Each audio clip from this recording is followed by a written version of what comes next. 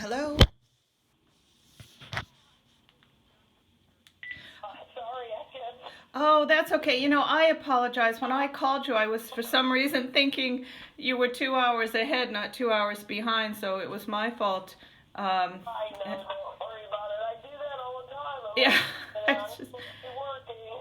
yeah, I listen to the cab chats all the time, the certified applied animal behaviors, and they're always saying that it's in mountain time, and I'm always missing the chats because I don't get the mountain time. I just, You're 2 hours. Yeah, it's like, which way do I go? Okay. yeah. But Funny. yeah, I know. Hear So, about, I'm so sorry to hear about Princess. yeah. It looks like she was in the hospital last July, correct? Uh, And then, July of 2017. okay. Yeah. Looks like Scott sent me over some other additional stuff as well. It looked like radiology from Blue Pearl and stuff like that. Yeah, I sent him, and then I sent you all the records. There aren't that many because she was only there for a short time. Yeah. But it was a cardiac pulmonary issue. So is that something you can address, Dr. Pierce, or you can speak to? Oh, yeah. Okay. Yeah, absolutely. And it looks like they were starting her on, they started her on Baytril. Baytril or enterofloxacin is a really broad spectrum antibiotic. Yes. So they were trying to, basically head off any infections, those types of things.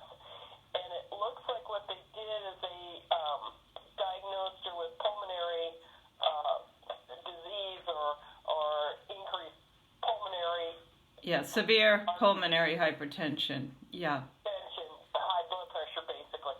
And they don't know, and I'm sorry, I got a cold, so That's okay. I That's all right. sound kind of like, all Sorry to right. hear that. Yeah.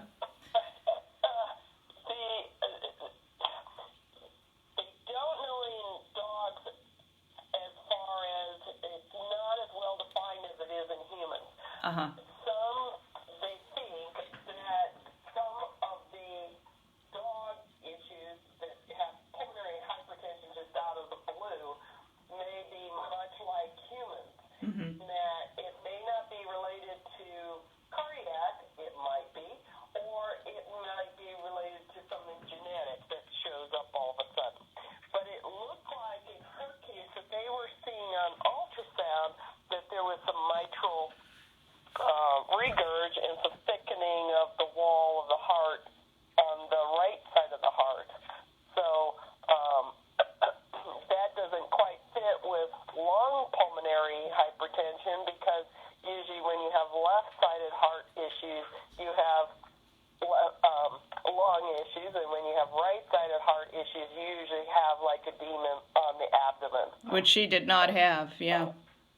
Yeah, which she didn't have. They don't show anywhere in the medical notes that they saw that as far as either on ultrasound or anything like that. It looks like this was a cardiologist who recommended Dr. Erickson? Andrea Erickson. Yes. She was a cardiologist and that was sent on the 28th, and she was admitted on the 27th, I think? No, the 28th, the same day. Okay. She was only there for about 8-9 hours. They recommended right away starting with theophylline, which is a drug to help breathing, and then also consider, let's see, where it is. Did you mean sildenafil, or is that the brand name or the generic name? Because I see sildenafil in. Sorry. Yeah, the sildenafil is actually Viagra. Yeah, I'm aware of that. Yeah. Okay. And then theophylline is another drug, and it's what it does is basically it helps to expand the airway. Okay. So they use it with a lot of respiratory diseases, or they'll use it with, say a dog has pneumonia. Yeah.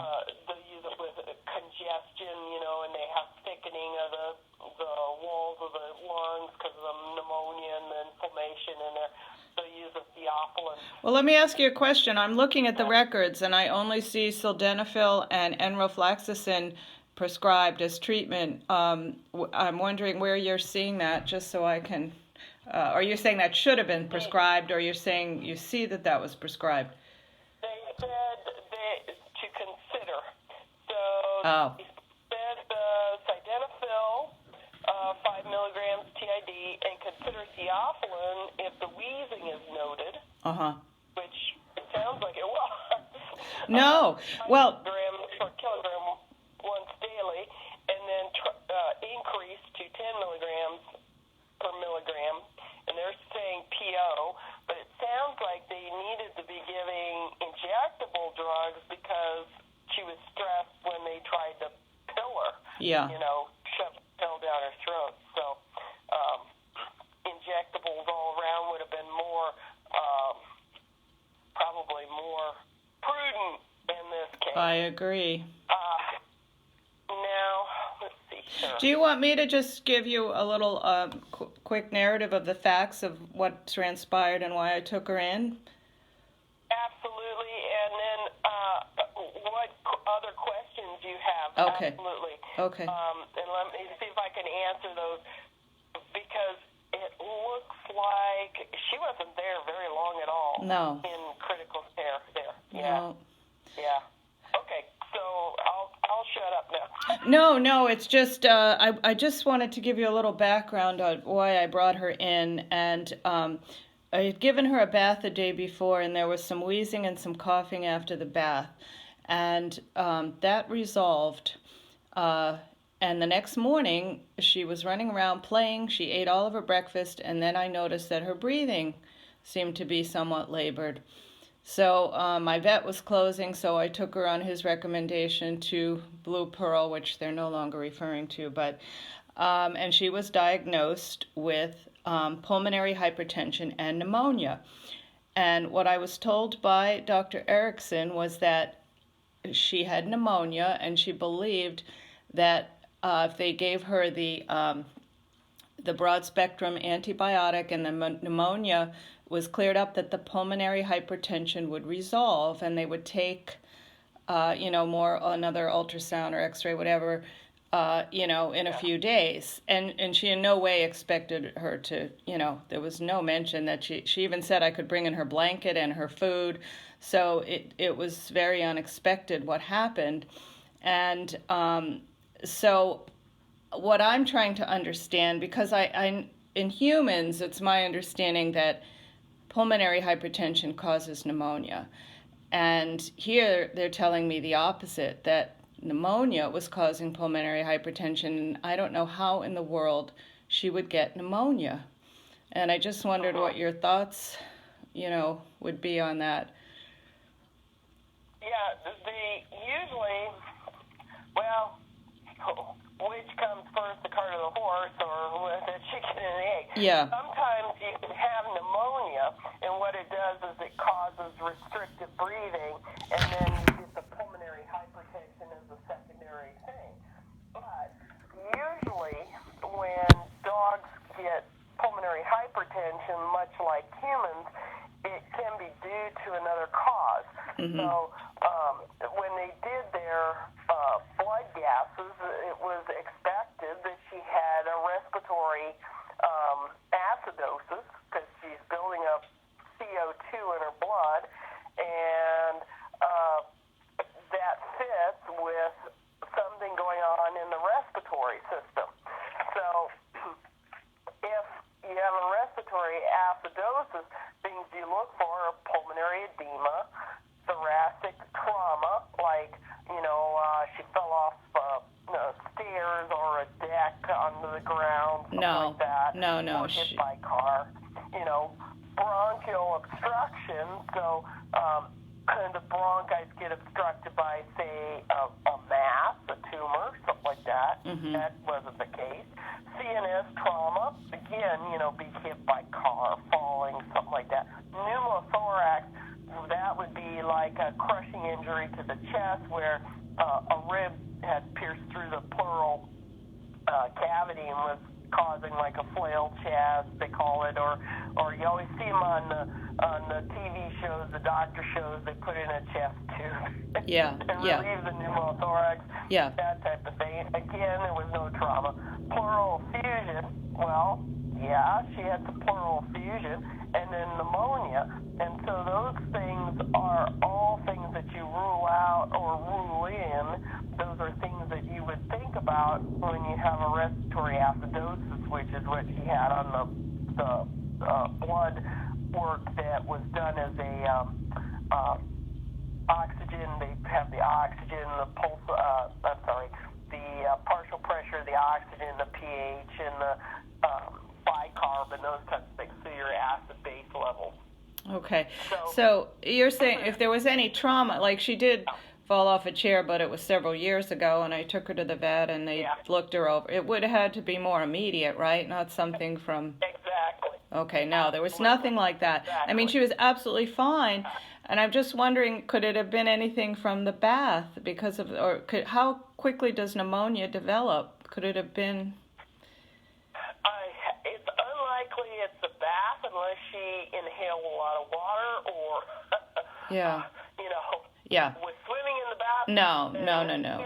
No, she was in the sink, but I was using a sprayer to rinse the soap out, and I was wondering if some of that could have, because of the coughing and wheezing after the bath, that concerned me, but then it resolved after about 30 minutes, so I kind of, didn't give it too much more. Think anything of it. Yeah. Yeah, and you had said that also, I think somewhere in there it said something about sometimes she had issues when she went up in the plane. Yeah, that year I had traveled quite a bit, and it was only the January flight, which was 6 months before she died, that I noticed, and then again when I flew in March, this, increased respiratory effort. And then, but, we got on the ground and she was fine. So, I've had other dogs that have panted on flights as well. But, so that was really the only clue, I guess, would have been that, because she was fine and she was eating. And she was so small, I carried her everywhere. So to know whether she had exercise intolerance would be hard to say because, I didn't really take her on walks. So, so I guess my I don't think the bath had anything to do with it. She might have been a little stressed after the bath or got excited. That typically happens. Dogs get excited after they get a bath. Yeah. But I don't think it had anything to do with causing pneumonia or anything like that. Okay. Does that make sense? Yeah, well, that's what other people have told me as well, but I'm so guilty over that something happened with the bath because it was the very next day. And so, what's that, Dr. Pierce? Just a coincidence only. Okay, That wouldn't have anything to do with this, because what happens with any cardiac or pulmonary issues is they compensate very well for our bodies, do the same thing. We compensate very well, and then they kind of fall off the edge very quickly. And that's when they start showing these overt signs like the wheezing and the congestion and that type of thing. Okay. So what's troubled me very greatly, and I would really appreciate your thoughts on this, if you could help me to understand, they did not give her the medication, and I spoke with Dr. Erickson. I was, of course, incredibly devastated, and she was shocked.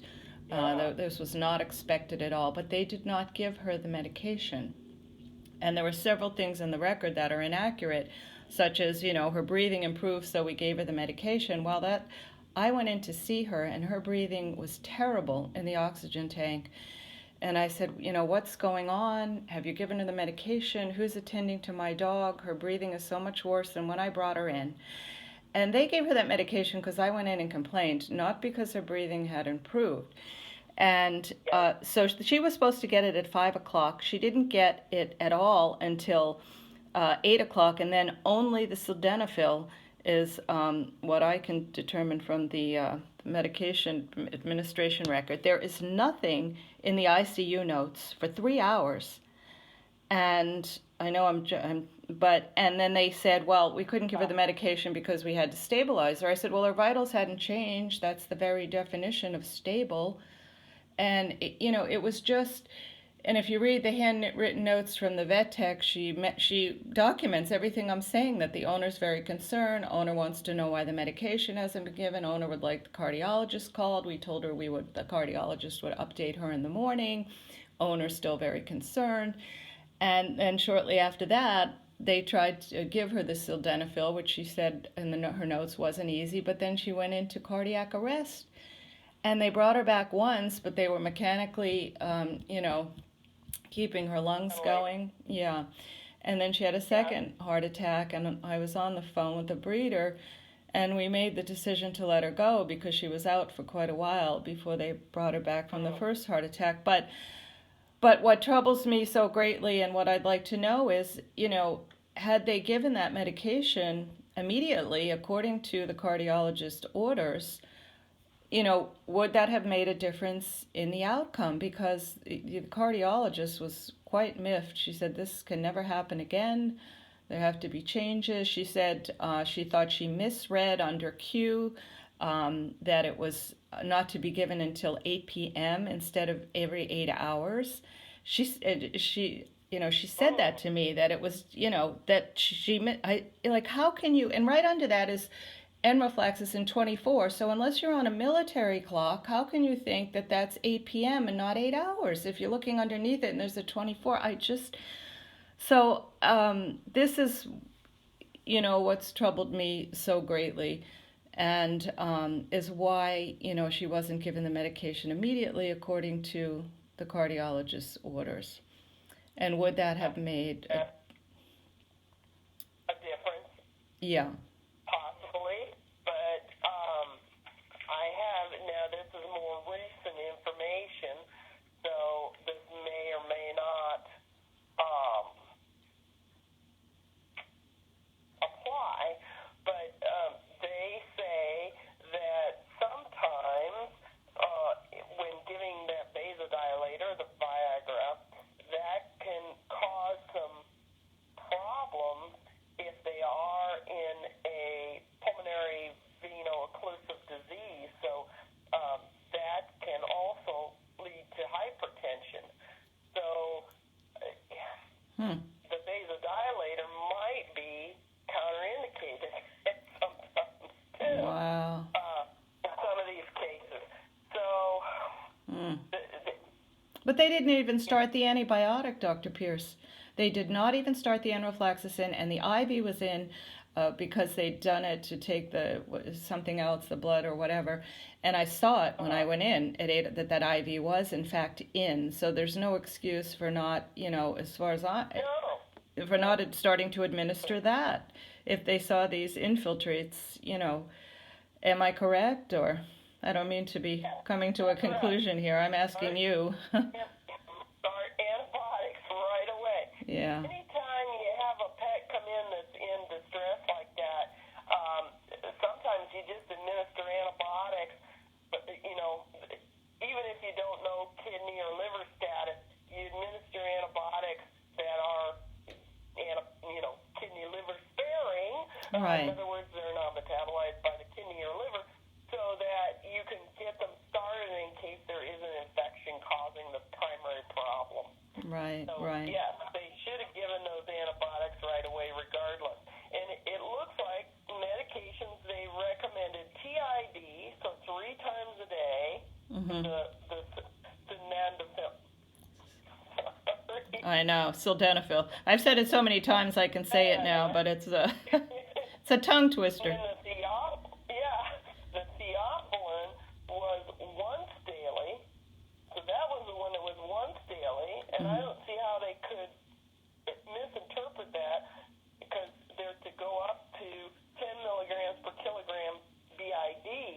So they start with a low dose and then go up for the wheezing, and then consider antimicrobial therapy or corticosteroid therapy if indicated. Well, corticosteroids are indicated like if sometimes they'll give it with pneumonia, and they'll do this in humans as well. The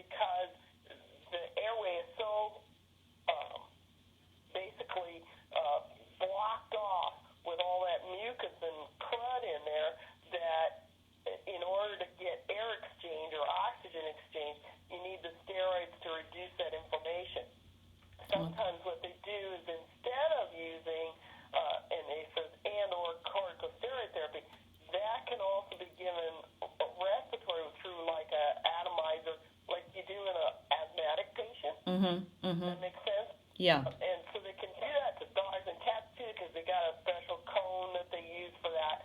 And sometimes that helps if the breathing is really labored, or they have indications on the X-ray that there is like an asthma or a that interstitial pattern around the bronchi that is Mhm. not expanding. The lungs aren't expanding. So then that's when they'll do like the respiratory corticosteroids. Now, let me ask you one other question. Was she on any heartworm prevention?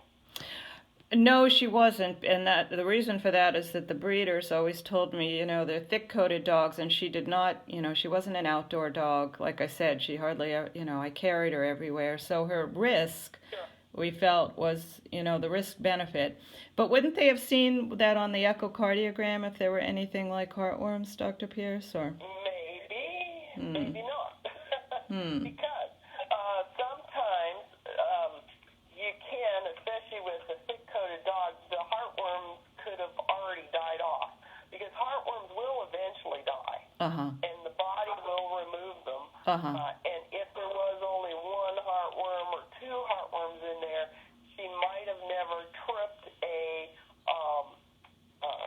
antigen test, because the test, the SNAP test, the little bedside test that they do, is looking for female heartworm antigen. So Uh-huh. it's coming from basically the uterus, quote unquote. Hmm. They don't have uteri, of the female heartworm. And so that antigen is only high when there's a big load of heartworm. I see. So, for example, in cats, the way they get, they have the heartworm migrate through the lung as a baby heartworm, and that's where it causes the damage. And then they'll have like a single heartworm in their heart, and you have to use antibody testing in them instead of antigen testing. Uh-huh. The antibody is made by the body. I see. So they said something about cor pulmonale in here too. What's that? Cor pulmonale is basically that the pulmonary arteries are dilated, and there's like the blood is flowing in counter current basically, Huh. and there's increased pressure in there. And sometimes you'll see cor pulmonale with heartworm disease. Oh, God. Usually there's a bunch of heartworms in there. The only way they could have told if there was a previous heartworm infection is either on necropsy or on if they've done an antibody test. Mm-hmm. If they've done that, well, they have more pressing things to deal with, Okay. obviously. Well, Dr. Erickson told me that they didn't, I asked her why they didn't give the corticosteroid, if I'm pronouncing it Right? correct. And she said because if she had an infection, it would have set it off like wildfire. Yeah, that Okay. is correct. Okay. A lot of times if you give a corticosteroid systemically, in other words, injectable, so that's why I said sometimes they'll use the respiratory, so it goes in to the lung and just, it's localized if they have so much wheezing and blockage that Yeah. trying to get that inflammation down. It will. I live in the Southwest. Valley fever is very Uh-huh. coccidiomycosis. It's a fungal. You give corticosteroids to a dog that's in respiratory distress, that fungus just goes wild. Wow. It just goes wild. So, yes, you got to look at the patient and say, what are the risks versus benefits Mm-hmm. Mm-hmm. of giving the corticosteroids? And if they had given the theophylline and the Viagra, Yeah. you might have headed off some of that issue and wouldn't have had to go to corticosteroids. Yeah. But they didn't give anything until 3 hours later, and now I wonder if the sildenafil killed her based on what because it was shortly after that, like 30 minutes, that she went into cardiac arrest, if I recall correctly from the records. Yeah, it looks like it wasn't very long after they gave it. Ugh. There's a chart here. It's the, let's see. They got severe pulmonary hypertension at the top. The date is 7/28. This is the chart that they use in critical care. And so they're saying they wanted, the doctor ordered temperature Q6 hours. It looks like 4 p.m. They took the temperature. Right, but when 8 p.m. Yeah, they show, let's see, sildenafil 8 hours, entrofloxacin PO 24, or IV 24. Yeah, and they didn't give anything until 8 p.m. Yep.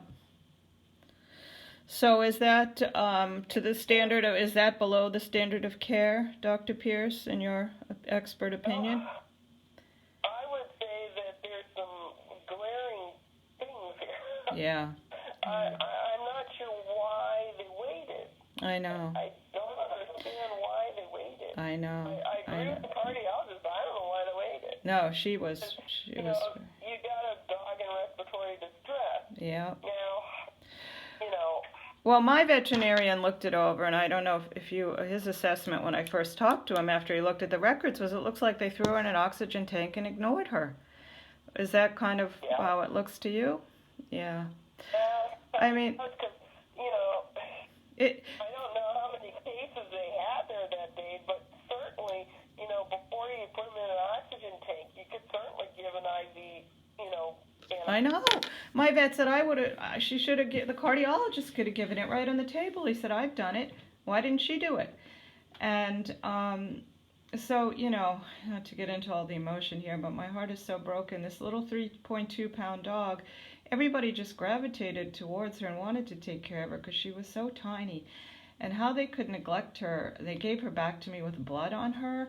I mean, it's horrendous, but that's, you know, I know beyond what I'm asking your opinion. Oh my God. Yeah. When they took the tubing out of her and the blood came out, and that all went on the front of her, and they give her back to me like that, and I mean that's just yeah. I mean I don't know what you call that, horrible bedside manner or what, but you know, but.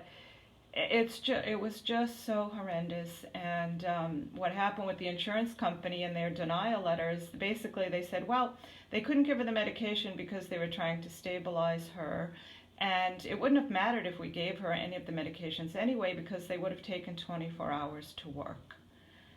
And I'd like your thoughts on that because I think they start working right away, but, you know, when exactly, you know, whether it would have saved her or not, we can't say, but they took away the only chance she had when they didn't give her any meds. Yeah, you always give meds right away, because, you know, yeah. The least they could have done when they saw that there was pulmonary issues was give that IV entrofloxacin. Yeah. They already had her in an oxygen case. Yep. And, you know, now, when we were, let's see, they did, okay, they don't have EVP, they didn't order that. Oxygen, they don't have everything on the orders here either, it's kind of weird. You see, I didn't see anything in the order that said it should be given. I'm sorry, go ahead.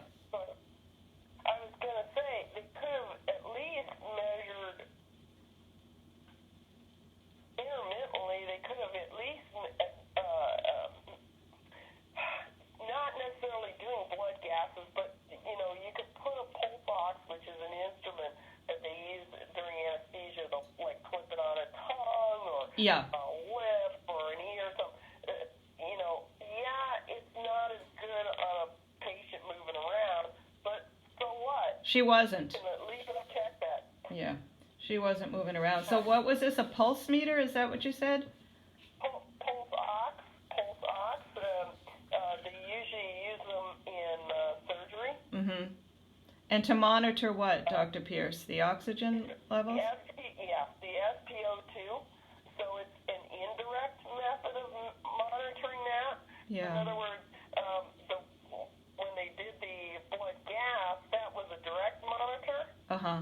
And this would be an indirect monitor, because what you're doing is it sends a light through the gum or the tongue, usually the tongue, and it measures the light that gets to the other side. So it's measuring the blood oxygen level indirectly. I see. I see. Does that make sense? And then, you've got a blood pressure cuff. All these things can be used in critical care, just like they're used in anesthesia to get, quick things. The other thing is a lot of times they'll run the PVC or the pack cell volume and a total protein, because they can see changes in those very quickly when they're in critical care. So a lot of times they'll run those too. It looks like they didn't order that. Wow. Because total foul is down here. If you're looking at the chart, let's see, this is the big chart that has the squares and what they did when. Yep.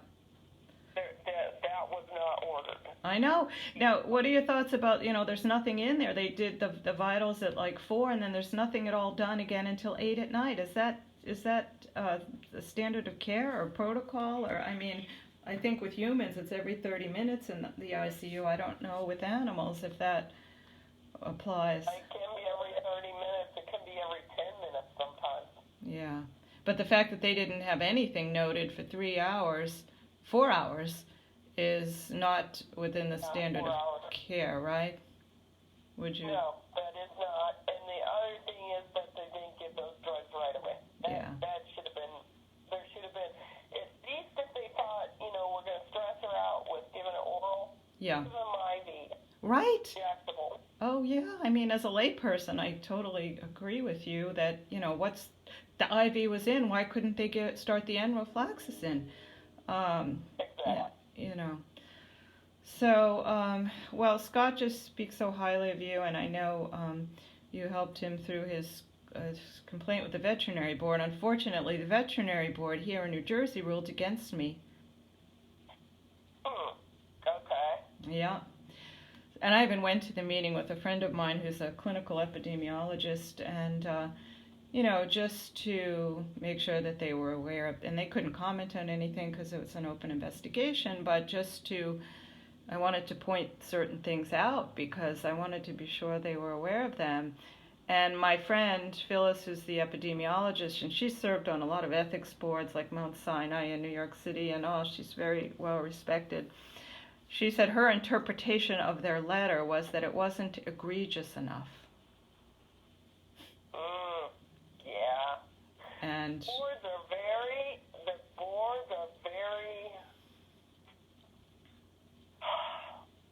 well, they're kind of good old boys. Yeah, well, that's, Fox watching the hen house kind of type. Yeah, it's very much that way. The other thing I noticed up here, too, is they have a patient rating. In other words, is this patient how critical is this patient? Yeah. So one is like the healthy dog that maybe is there for a spay, and after the spay, the dog is in pain. Okay. So that would be a 1. A 2 isn't that much worse. That's what they have, class 2, right? Yeah, they've got her rated as a 2. I would have put her at a 3 or a 4. Yeah. Because of the breathing problem. If you've got a patient in an oxygen cage, yeah. Right. That right there. Yeah. So that may have contributed to why they didn't monitor her more closely, was the fact that they put her into a class 2, do you think, or? Yeah, because it seems like they were kind of lax. And I don't know how they run their critical care, but they probably have one doctor and technicians for, technicians keeping track of several patients. And so, like you said, the doctor that saw her there Davidson, yeah. said, thought that she would recover. And, Right. you know, would be No, the cardiologist thought she would recover, yeah. okay. Yeah. Davidson called me in later that night and said, I don't think she's going to make it through the night, and you need to make a decision whether to intubate her or whether to let her go. And I was shocked. I said, what are you talking about? I said, that was not the opinion of the cardiologist at all. Why didn't you give her the medication?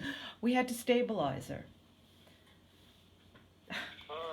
Yeah, and if you look at the addendum that's written there, Dr. Pierce, it's not signed by anyone, it's not dated, it was written in after the fact, where they say her breathing improved, so then we were able to give her the medication. It's just not true. Her breathing was worse, and that was just, I think, written in after the fact, because I asked for the complete medical record before I left, and they tried to just give me a letter that was sent over to my vet, and here I am holding my dead dog.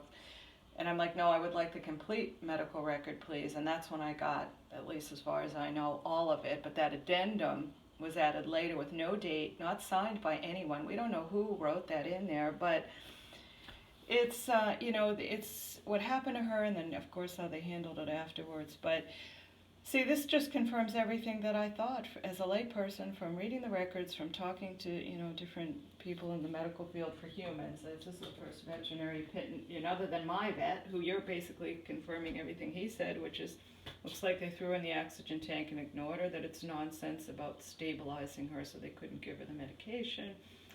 And so he...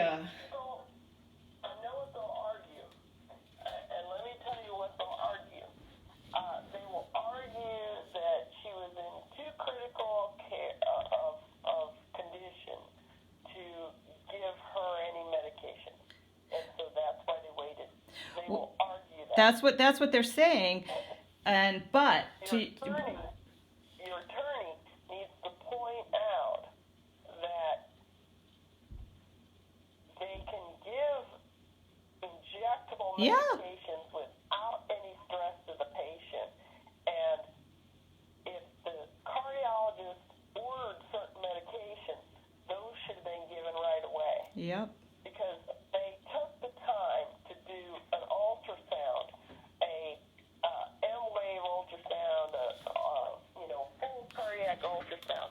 They took the time to take X-rays. X-rays are stressful too. You're holding the patient down on the table. Some of them, don't like that. And if you have a dog who's in respiratory distress, trying to lay them on their side can be an issue on their back. Yeah. The dog wants to be sternal. Yeah. So they can breathe.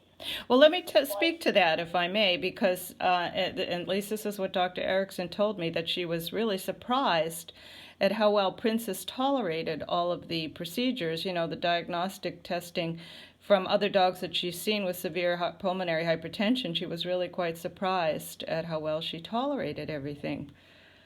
Mm-hmm. So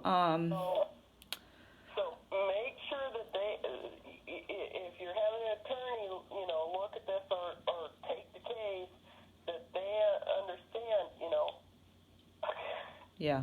Come on, Yeah. The drug, if you felt the patient needed to be in the oxygen case, Yeah. give them injectable drugs.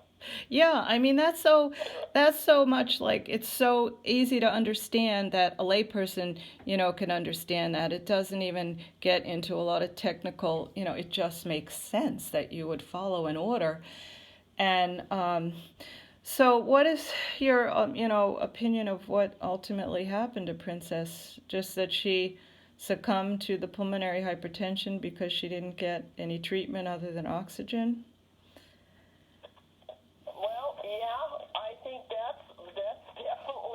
What caused her to go into arrest, because it sounds more like it was, because if you read the cardiologist's conclusions and the cardiologist's information, someplace in here, right-sided cardiac enlargement of pulmonary arteries. Yeah. And then they have final pending. Let's see, diffuse interstitial changes, valve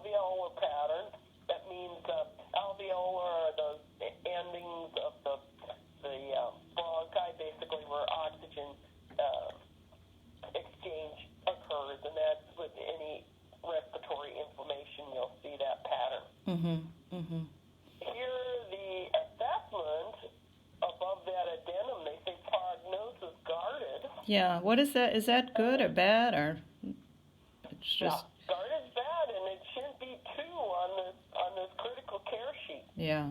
Guarded is up, that's 4. That's what, Dr. Pierce? The math, that's 4. 3, on the ICU treatment sheet, it says 1, 2, they circled 2. Yeah. 4 should have been circled. You should have been watched very carefully. Oh God, this just breaks my heart. This dog was just, so sweet, and just had the most phenomenal temperament. I'll never get over this. This is, and so as far as what caused this pneumonia or pulmonary hypertension, you're not sure. It could possibly have been. And it could have been the pulmonary veno-occlusive disease too. They are seeing more. I can send you a couple papers on that.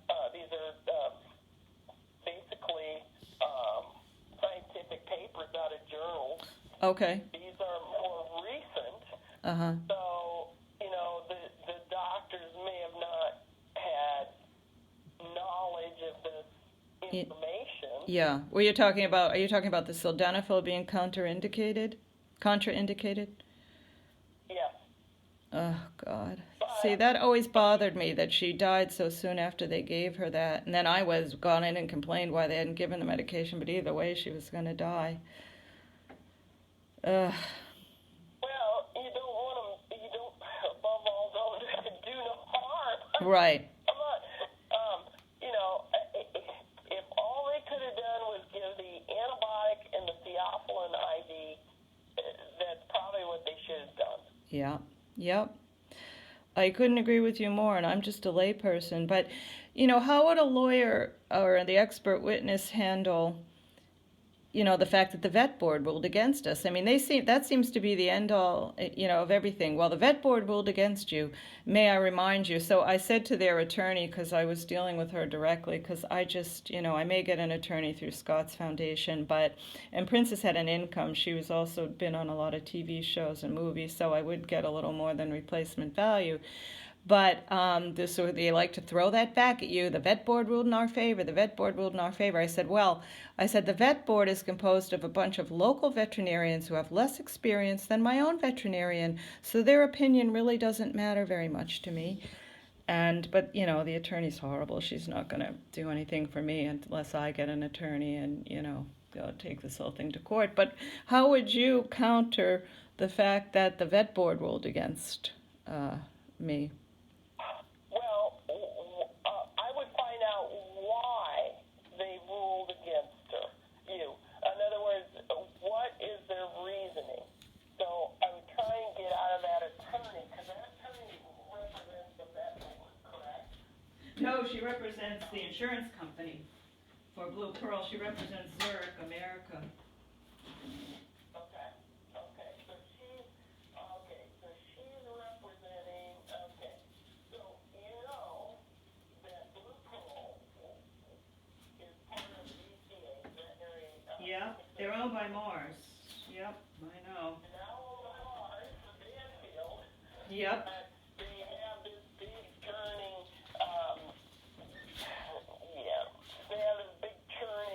bunch of attorneys behind them. This happens more than I'd like to say, but find out exactly what their reasoning is for the board ruling in their favor. I have it right here. Let me read it to you.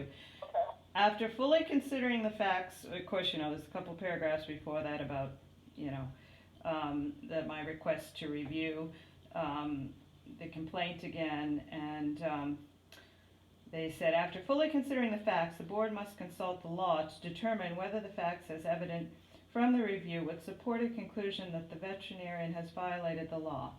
Where issues of care are involved, the board may act only if it finds that there have been repeated acts of negligence or malpractice, or gross negligence or gross malpractice.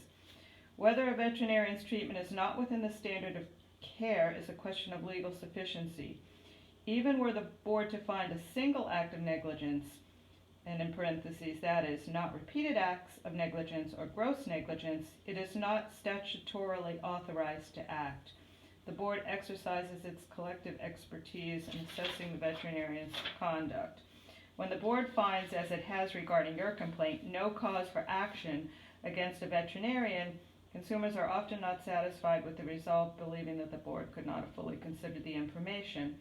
However, the board has considered the available information in light of a comprehensive understanding of the principles of veterinary medicine as they relate to individual patients and the complexities involved in treating medical conditions.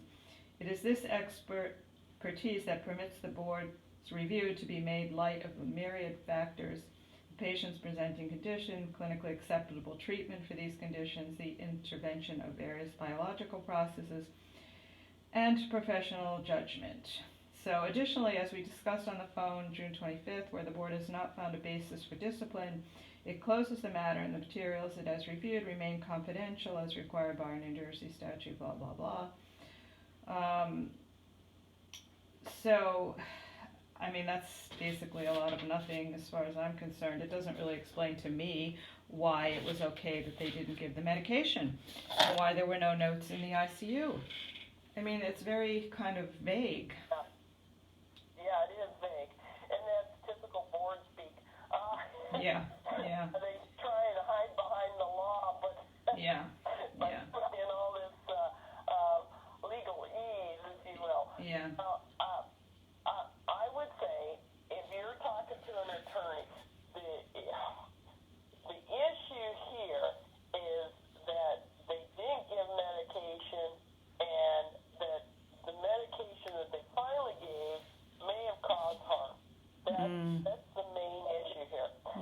Now, Wow. board finding against you, the board finding against you doesn't really matter, because what they're concerned about is that this veterinarian isn't out there saying, isn't doing things that are negligent. In other words, they're not giving the wrong medication to the wrong patient. They're not removing kidneys instead of ovaries. Yeah. Okay. They're not doing gross negligence. Okay. Gross negligence. They kind of hedge there. They're kind of like, well, we didn't find anything really bad, but I bet you anything that they went back to that veterinarian and said, you need to be better with note taking. You need to be better with documenting things. You need to be better with making sure that the patient isn't rated below a prognosis, because prognosis is what a veterinarian, that's part of what you do as a licensed veterinarian. You treat, you prognose. That's one of the things that a lay person isn't supposed to do. They're not supposed to say, oh, well, that dog has 6 months to live. A lay person can't say that. Right. So, they let you down in a number of ways.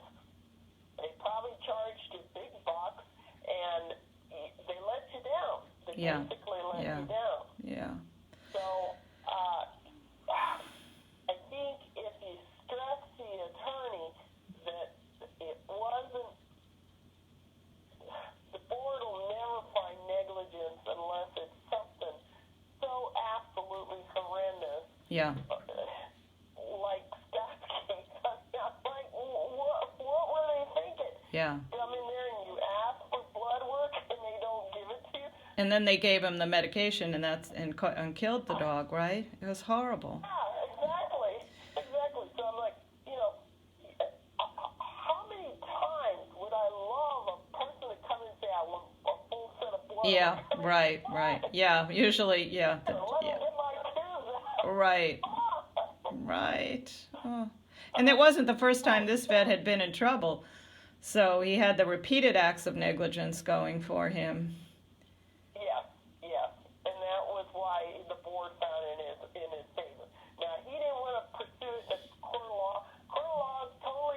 Yeah. The board. The board is usually most boards. The state of Arizona here has, I think it's 4 lay people and like 5 or 6 from the veterinary industry, and they don't necessarily. They can be, somebody from the cattle industry, somebody from. They're all different types of veterinary industry type veterinarians that sit on the board, and they're not up on this stuff. I doubt a lot of them research. Yeah. A lot of this stuff. Right. Look it up in their book. Yeah. Yeah. What they're looking for is specific things. They're looking for very bad, negligent things. Yeah. Okay. There's certain veterinarians that they hold in revere, it seems like, and they can do no wrong. And it seems like surgeons are one of them. Emergency veterinarians are another one, because they always seem to find in the veterinary's case, because it seems like they feel like that veterinarian was just acting in the pet's best interest, and they can't really say because they don't know. They're looking at it 20/20 hindsight, basically. They're looking at it from the medical nose. They didn't see the patient. So they're always giving the veterinarian the benefit of a doubt. Okay? Right. Okay. Unless there was clear, Well, not giving the medication is like how much, I don't understand how they could. I know. So what they're doing is they're giving the benefit of the doubt to the veterinarian, that the veterinarian felt that it would be too stressful, so they didn't give the medication. But like to your point, the enrofloxacin, the injectable, there's no reason not to give that, right? There isn't. Yeah. There is not. So, in your experience, how long have, I know a neighbor that had a dog, 14-year-old Yorkie with pulmonary hypertension that they had on sildenafil, and she survived another 6 months. And it doesn't sound like a lot, but to me, another 6 months, I would have given anything for another 6 months to a year. But in your experience, how long, do they survive after being treated with this sildenafil if they have this pulmonary hypertension? Well, you're saying it may have been counterindicated, but if they had treated her properly, do you have any experience with how long she might have lived? She could have lived 6 months. Yeah, she could have, had a week or 2 in the hospital. It just depended on how well they got that inflammation down. Yeah. And controlled that hypertension. Yeah. Yeah. Yeah. And just explain to me, if you would, one more time, why you think the sildenafil might have been contraindicated, Dr. Pierce? It's from the recent studies, you said, or? Yeah, these are recent studies, and if they have pulmonary veno-occlusive disease, it's a rare issue, but it's possible. And in humans, it can be unknown cause, they call it idiopathic, or it can be inherited, or it can be induced by something else. And basically, if the dog has dyspnea and unexplained pulmonary hypertension, so there's no other issue, then, the drug should be very much given with caution and or not given. Other things should be given first to control the hypertension. Yeah. Wow. Oh my God. Well, my vet's not referring to them anymore because he had another client who took a cat there, and this was more of a money issue, but they wanted $3,000 just to keep the cat overnight. They couldn't afford it. They had to have the cat euthanized, and they went back to my vet, and they were very upset. And he says, we're no longer going to be referring to Blue Pearl. But there's just so many, people have contacted me that have had bad experiences. It's awful. But as far as Princess goes, so I do have through Scott, I don't know if he's talked to you about any of this, but he has this Jeremy, the dog lawyer up in Boston, they're trying to get an attorney in every state, and they are looking over her records, and but I said to them, well, there's things in the record that, I really would need to speak to, such as I never brought x-rays from my veterinarian that would show that she had cardomeglia, because we never took x-rays, and my vet was the one who pointed that out. He said, we never took x-rays on Princess. What is this that you brought x-rays from the referring veterinarian? Were they looking at the wrong patient? Yeah, makes you wonder, right? I saw that. Let's see here. Report imaging findings. Increased opacity. Condyles. There's no evidence of individual chamber enlargement. Femoral heart scar measured 10. And what? See, they don't have that. What is measures 10? That's not very specific. They need to have the measurement, like when you write blood work into a report or into anything, you put milligrams per deciliter, or you put micrograms per. You put the units, just like you put units. Like they put 1 mil of enterofloxacin, but that should also have the units. How many milligrams per mil is that enterofloxacin? Wow. So normally it's 22.7, I think, but that needs to go in the medical record. That's required to go in the medical record. So just little things like that. They probably told them that the board probably said something about, you need to mind your P's and Q's on the medical record. Pulmonary lobular vessel limited evidence of pleural effusion or interthoracic lymph node enlargement. None noted on visible skeleton. Yeah, that's talking about an X-ray. So did they take an X-ray? Well, they did take also thoracic x-rays, but you'll see in one place where they say that she had cardiomegalia based on x-rays brought in from the referring veterinarian, which that's not true, because I didn't bring in x-rays. Maybe they saw it on their own x-ray and thought it was, I don't know. But I did see that. I was like, what? Oh, that didn't look right to you either? No, because I was like, wait a minute. Did they take x-rays or were they brought in? Right. Yeah. That was a bit confusing, because I remember reading that. I don't know where right now. I'll go back and look through all this, but yeah. What I'll do is I'll send over these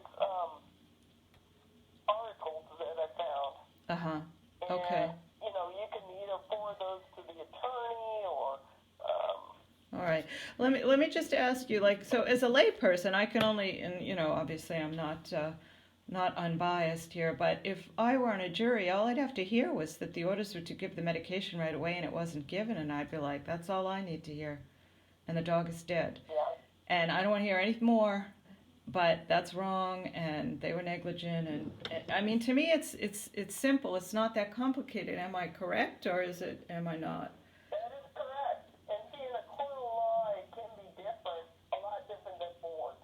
Because think of it this way: a board is looking for certain things. Again, they're looking for negligence that is obvious to them. Yeah. Like they said in that letter to you. They're looking for obvious negligence. In this case, this is more,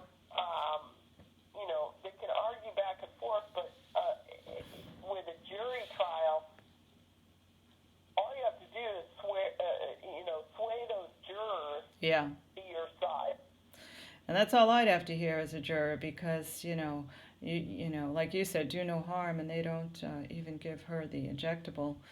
And it just shoots down all of their excuses, and I have the denial letter from the insurance company, which is basically they all would have taken 24 hours to work anyway. She would have died anyway, so it doesn't matter that they didn't give the medication. I mean, that to me is That's nice.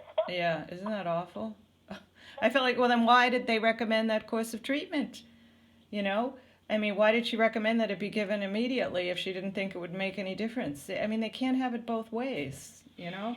Yeah, are they just trying to get money? I would ask this question.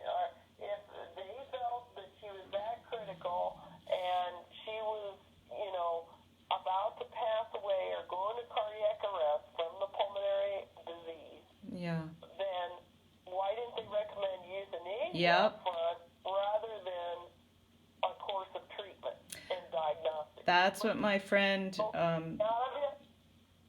what's that, Dr. Pierce? I could see that, a jury going, well, poopy, Yeah. that meant was, Yeah. just trying to suck money out of this woman. Exactly. Saw money because she loved her pet, and they were just trying to get money out of her. I know. I really relate to that because in small ways or large ways, they have had the same thing happen to them. Yeah. Well, Veterinary medicine is in a very bad place right now.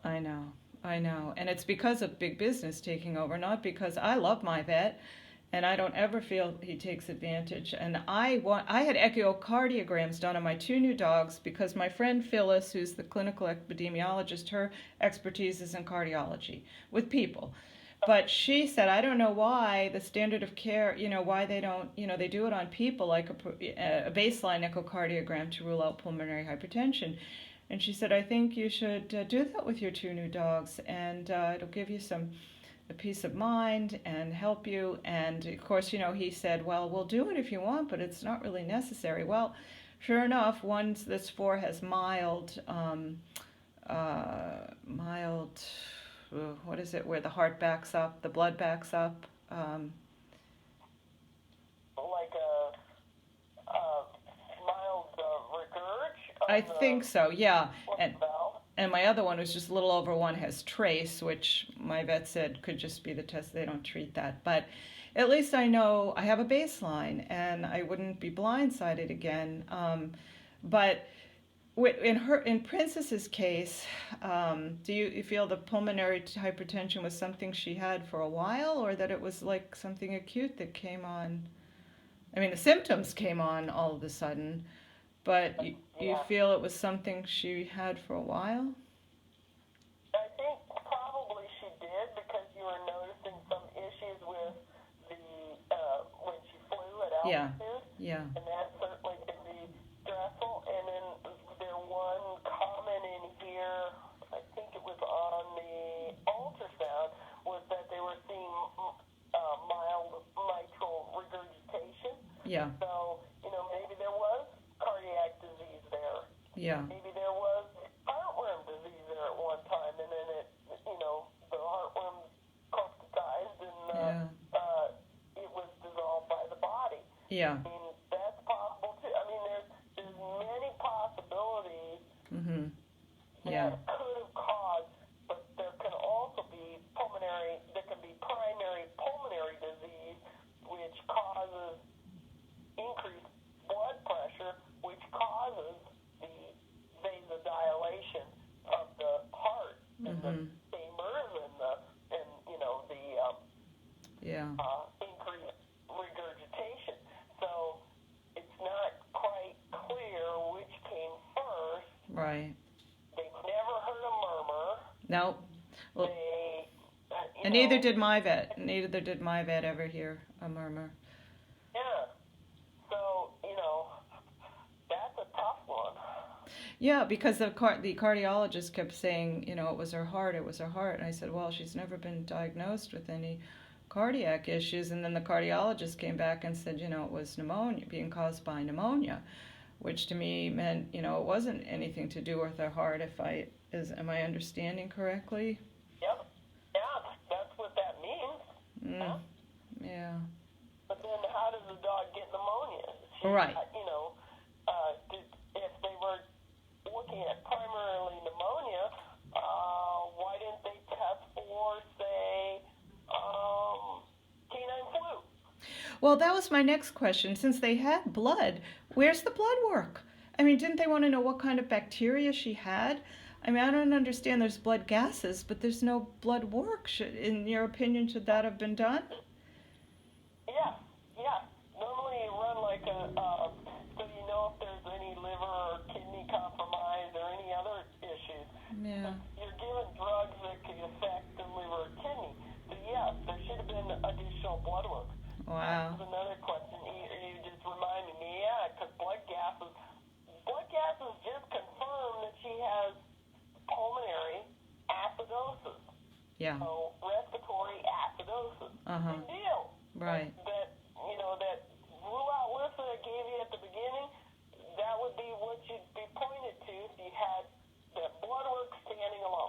Yeah. In other words, you don't have the patient in front of you, you just have that blood work. Those are the things you'd be looking for. Yeah. So wow, this just really just confirms everything that I thought, and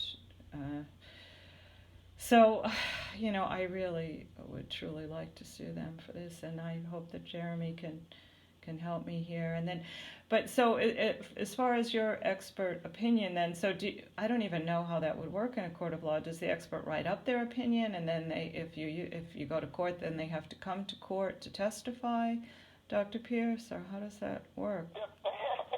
It totally depends. Yeah. What it would depend on what the attorneys wanted to do, and sometimes, like Blue Pearl, since you'd be suing probably Blue Pearl, not necessarily the veterinarian. You might be suing the veterinarian. You might be suing both. What they do is a lot of times they settle out of court, but what they do is they'll take depositions. They'll wrangle with this. This could go on for years. I'll warn you. Yeah. Well, the longer it goes on, and the more they have to go through, the better, because that's how I feel right now. I'm so angry, and I just, and the way they treated me afterwards was just so awful, and I just feel if Scott's Foundation can help and they can be held to account, that I should do that for Princess, and it's just. Well, I know it doesn't bring Princess back, but even if they have to provide some kind of, financial, they may ask for that too.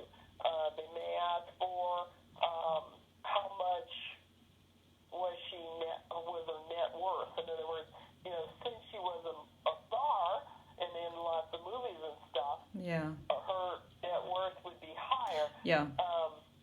Sometimes courts of law, it depends on the state, they limit that, and they say only $200 or something like that. But normally, if you go to a breeder and buy a purebred Pomeranian, Yeah. you're looking at paying between $1,500 and $2,000. Just Yeah. a Yeah. guess. I'm guessing, because that's usually what most purebred dogs start at. And if they end up being a show dog, a lot of times they're worth a lot more than that. Yeah, well, I mean, she had an income, not a huge income. It's like being a human actor. The work is random, but she made pretty good money over the years. And just because I have more POMs now doesn't mean that they're going to get the same amount of work. It's so much training's involved. That's costly. I had put all that into my claim: the cost of training, the cost of the dog, the lost income, based on her life expectancy and how much longer she could work. And it came out to a substantial, amount of money.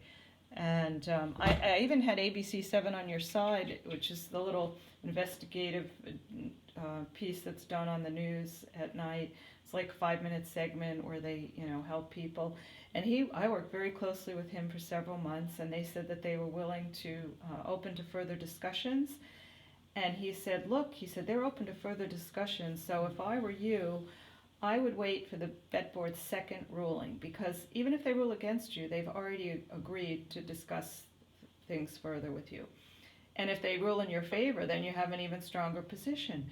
So when I got the letter, part of which I just read to you, I called him and I said, well, it's as we expected. They didn't rule in my favor. He had done a complete 180.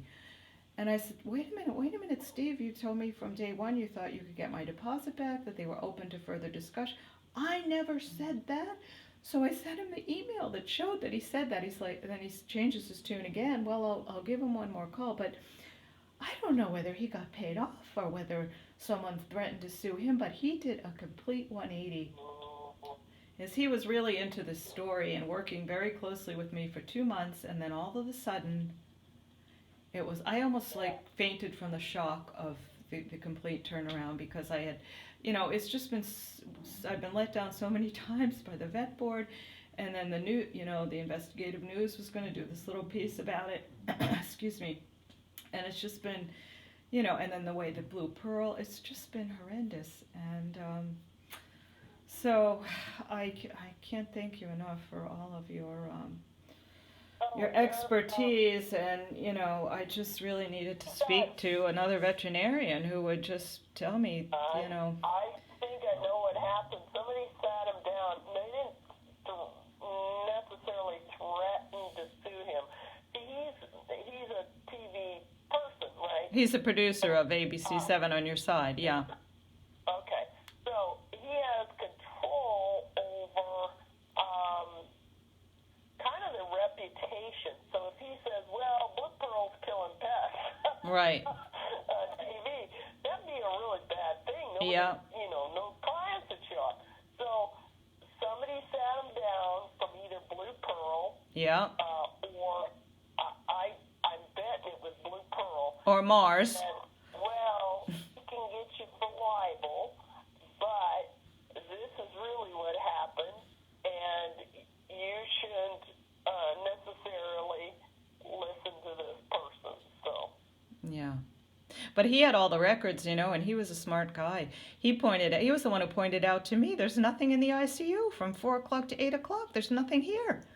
And I said, well, Steve, you're right. I don't know how I missed that, but thanks for pointing that out. And, you know, so that was just, you know, and then the attorney writes to me, oh, we never said we would settle.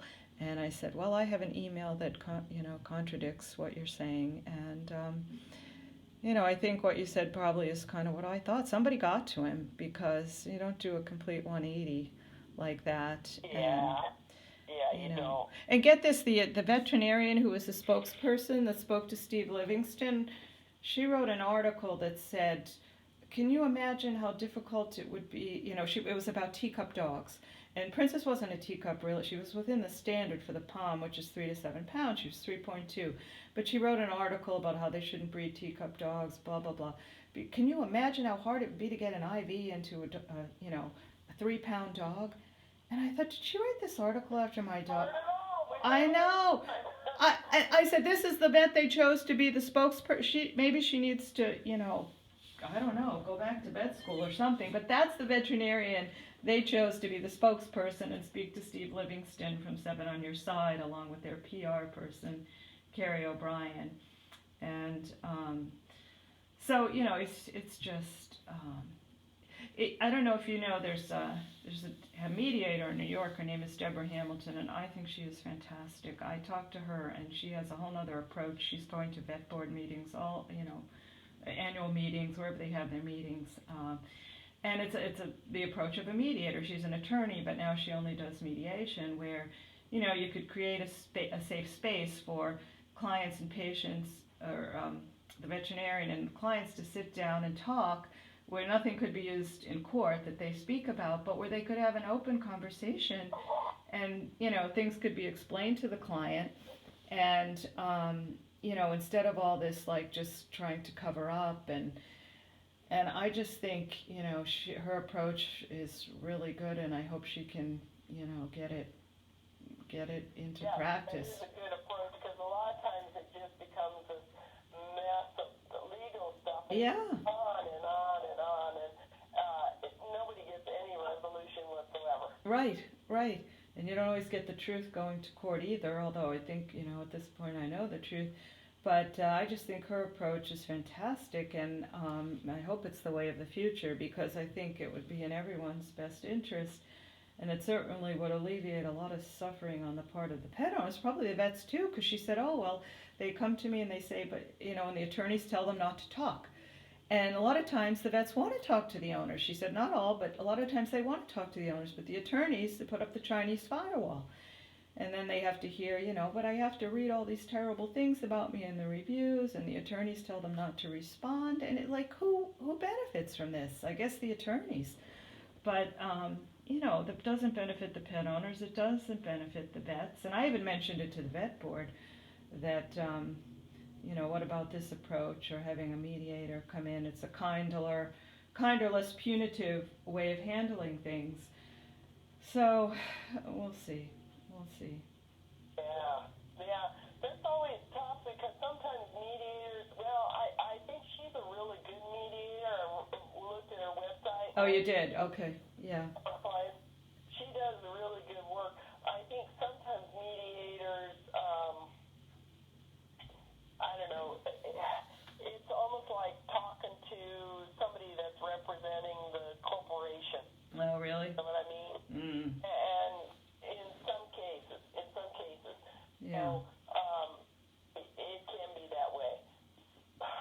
Okay, because they're not supposed to take sides, right? Yeah. Corporate practices are really protected. They have their own bunch of attorneys that protect those vets. Yeah, they could even have done something wrong, or just, there was a miscommunication, and a lot of it can be miscommunication. I've seen a number of times where they just didn't understand, or when there's negligence, Yeah. Yeah. it's up to other veterinarians within the practice to clean up the mess. Yeah. And it's just, Yeah. Yeah. But I mean, I don't know why they don't do the right thing by pet owners, because at this point it's replacement value, so it's not even like you're talking hundreds of thousands of dollars that they have to pay for restitution, at least the way the laws are now. So I don't know why they don't. I mean, I think that they would gain so much more in terms of trust of the pet owners and their own reputation by everybody understands things happen, mistakes happen, but then when they don't do the right thing on top, it's just, it's horrible. But I guess that's the insurance company and the lawyers directing them. It is, and it's a lot of times they have their own, veterinarians on staff that review the cases. Uh-huh. And I know for a fact that a lot of times they develop policy off of complaints that they receive. So in other words, to complain about not giving the medication right away, or the documentation that they have, or even the rating they gave her, like the one doctor. Yeah. Guarded prognosis, and they rated her 2. Those inconsistencies will be put into some policy, and a memo will be sent out to all the girls. Really? Sure, you do such and such. Yeah. Yeah. You bet. Well, Dr. Erickson did say this. Yeah, this can never happen again. Things are going to have to change. I mean, she was very upset, and so you don't see any culpability with Dr. Erickson. It's the supervising. She went home, so it would be the supervising. Because I asked her who would be responsible for ensuring that medication was given as ordered, and she said, either the nurses or Dr. Davidson himself. And Dr. Davidson was there and was overseeing everything, so it would really would fall under his watch. Yep, that's correct. That's correct. It would fall under his watch because she gave orders and they weren't followed. And could she be held liable for them not following through? No, I don't think so. But I was just wondering about, my friend Phyllis had said that she felt that telling me that she had pneumonia causing the pulmonary hypertension, that was troubling to her, because in humans it's the other way around. And so she felt that was troubling, but she said, I deal in human medicine, so maybe different in animals. And not much. Okay. Yeah. Different species, but not much. Not much. Yeah. Is the same. A lot So. of stuff is the same. And a lot of the cardiology stuff has been collaboration between veterinarians and pediatric cardiologists. Oh, interesting. They used to do that at CSU. They used to go and do septal defect and other defects of the heart. They used to do surgeries. The cardiologists would come from Children's Hospital in Denver to CSU, Colorado State University, and they work with the doggy cardiologist. Oh, wow. And they do surgery on very small. Wow, that's incredible. Yeah. Yeah, and then he went up there, and he would be in the surgery room when they were doing, surgery on children too. Yeah. So, Yeah. there's crossover. Well, Well, so then what troubles me there is the issue you had raised. Well, if they really thought she was going to die that quickly, why didn't they offer palliative care? And so was she promising an outcome that they couldn't deliver in order for me to spend money? I guess it's not malpractice, that's just unethical. But so that would really be the only issue that I would have with her. But no, I don't think she can be held accountable for someone else not carrying through on her order. But my vet did say, why didn't she give it herself right there on the table? Is that not protocol, Dr. Pierce, or? Yeah, it can be, but I don't know what their personal protocol at their clinics are, but yes, very much, a specialist can give medication. Yeah. Right then and there. That's so upsetting, yeah. Well, I can't thank you enough for all of your time. And I don't know, Scott wasn't sure if there'd be a fee or there wouldn't be. And I just want to, pay you for your time or however it works, because you've been so helpful. And there's no fee because, we're not set up to take these at this time. And the fact that, this is basically a consult giving you my opinion and, take it to the attorney. If they need further information, let me know. Or Okay. if you need further information or some question comes up after you look at these articles, if you find something further that went on that or wasn't quite right, let me know. There are many concerning things about this. Yeah. I'm surprised the board didn't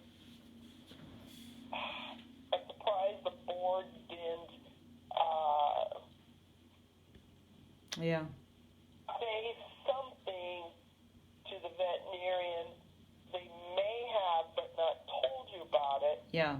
But usually the board is good at telling you, well, we told them they needed to make sure that, they're documenting things or something like that.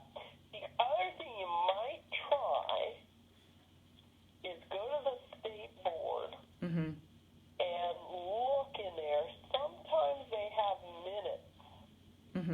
Oh, yes, I've been on their site, and but they don't seem to go into too much detail, Dr. Pierce. It's like, but I'll check it again. And I can't get the findings in New Jersey because they ruled against me. It's different in Massachusetts. You can get the findings and through the Open Records Act, but which I would love to see because I would, but I imagine they were consistent with what they said in the insurance company letter, which is a lot of nonsense, I guess, as we come to understand. But you probably can request those records then. Like you said, through the Records Act, you probably can request the full record. I tried it, but they said since, the case was not, or the board didn't rule that there was any wrongdoing, I'm not entitled to them. That's what I was told. Wow. Yeah. I don't think that's exactly right. Your attorney might go after that. Oh, really? Okay, that's interesting. Oh, yeah. I think if those are public records, anybody can request them. Yeah. Don't request them. Yeah. Well, I know in Massachusetts that's the case. I don't know why it's any different in New Jersey. So, well, I'll mention that to Jeremy. Isn't it amazing what Scott's doing? I mean, this foundation that he's creating? Yep. Oh, my God. I hope it really takes off because he's working so hard, and what he's accomplished in a short time is just amazing. But, yeah. So, all right. Well, I can't thank you enough for all of your time and expertise. And very welcome. And yeah, I'll, Jeremy is another attorney looking over my case, but there's things that aren't in the records, so I don't know how another attorney just looking over the records is going to really be able to come to an accurate, doesn't he need the opinion of an expert like you to explain to, what good is it I don't know. We'll see. But It depends. It depends on how much medical malpractice or things he's looked at. And he certainly explain to him the things that we talked about today. yeah. Let him know basically what the concerns of the case are, Mhm. and then he can tell you whether or not you have. Because all attorneys offer like a 30-minute consult free of charge. Yeah. So, tell him what the concerns are, even if you have to write it up, put it in an email so that he understands what to look for. Yeah. Because sometimes they don't know what to look I know. That's what worries for. me. They can't. Yeah. Right. Right. They don't know what to look for. So, if you can, lay it out in the email and put the points in there and say, this happened, this happened, this happened. Right. This is the point I want to make by showing you on this, document or whatever. Right. And then go from there. Because, I know that some states are really weird about medical malpractice. Mhm. Example. Mhm. Nevada is terrible. Oh, really? If you die and there was opioid overdose in Nevada, and you try and sue the MD, they will blow you off Huh. because the attorneys can only sue for $200,000 Huh. in their court of law, and so you are basically SOL. There's no attorney that will take. Right. And that is state law that they won't allow the suit to be over. So if you're a bad MD, Nevada's the place to be. Wow. Wow. That's really something. Sick in Nevada. Yeah. Right. Right. Oh my God. Get sick in Nevada. Right. Or if you do, transfer out really quick. Yeah. Wow. That's very interesting. Yeah. All right. Well, so just to recap, I mean, it's your opinion they operated below the standard of care, and it's not that difficult it's not that complicated in terms of a, No. yeah. Yeah. They gave the medication right away. Maybe the choice of medication, and yes, these are newer articles, so they may not have known about this. Yeah. Okay, but they didn't give medication right away. The dog's in respiratory distress. You need to relieve the respiratory distress. You put the animal in ICU, and it hasn't had any medication for 4 hours, and Yeah. we're just kind of sitting on it. Yeah. They brought the dog in. They considered it was in critical condition to do these, diagnostics for a critical condition animal. Then why the heck aren't we treating? Right. Where's the treatment? It's Right. we want to run the bills up. Right. Right. Yeah.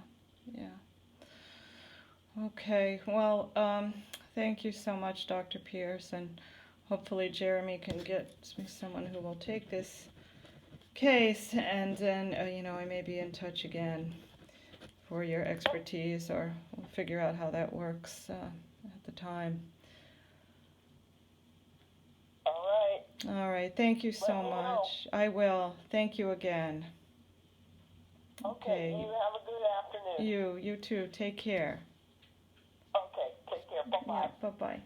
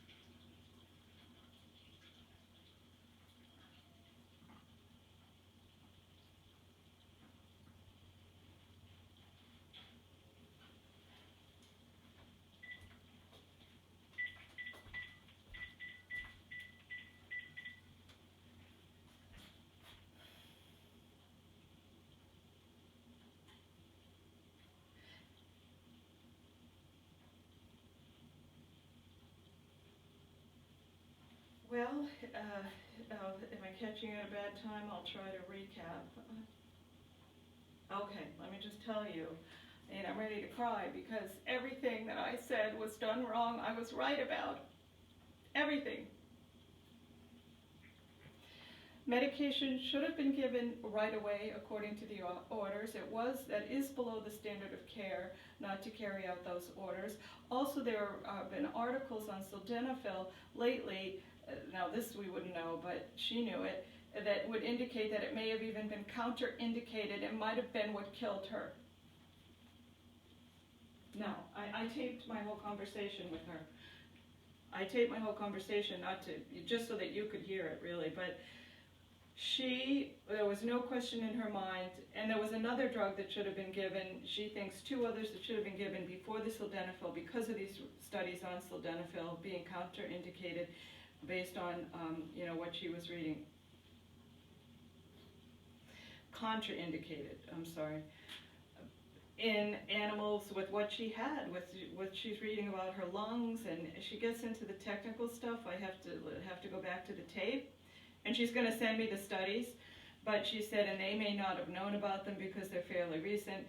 But, that aside, everything that we said about, she said, nothing being written in the record, they had her in the wrong class. They said, this dog is in severe pulmonary hypertension. They do all this diagnostic testing, and they put her in class 2. She should have been in class 4. And she said, and then they put her in the oxygen tank, and they basically do nothing. Where's the treatment? I mean, so everything that we were saying, well, it is wonderful, but it just, in a strange way, I was hoping to hear, no, but now,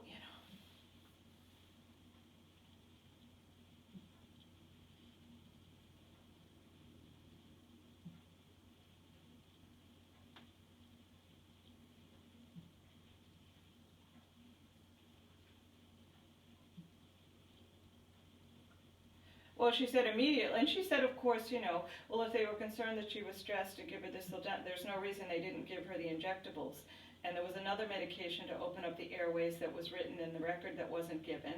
And to absolutely no reason they couldn't start at the enrofloxacin.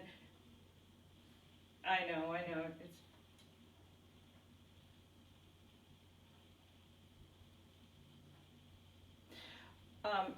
I asked her that, and she didn't say that she couldn't have survived. She said she could have survived 2 weeks, 6 months, 2 years. You don't know, but she didn't say that no, she would. And she said, well, why would they? And of course I raised, well, why would they, prescribe this course of treatment? She raised this issue, which you had raised, which why didn't they say palliative care? If she was so sick that they didn't think any of this was even going to work, why wouldn't they, give you other options? And that would look to a jury like, because we've all been there, that they're just trying to get your money because you loved your pet, which we knew they were promising it out. I mean, everything. Yeah, I'll let you go. But I'm just, yep, no problem. I will. I'll send you the studies. And also what she said to me is this is not a difficult case. It's basically, a layperson they didn't give her the medication. It's below the standard of care. I mean, I'm recapping, but it's not complex in terms of, the negligence here. And the board, she said, it's not gross negligence because they didn't take out the wrong kidney or cut off the wrong leg, but it's negligence. And we went into a whole thing about the board, but I'll tell you about that later. But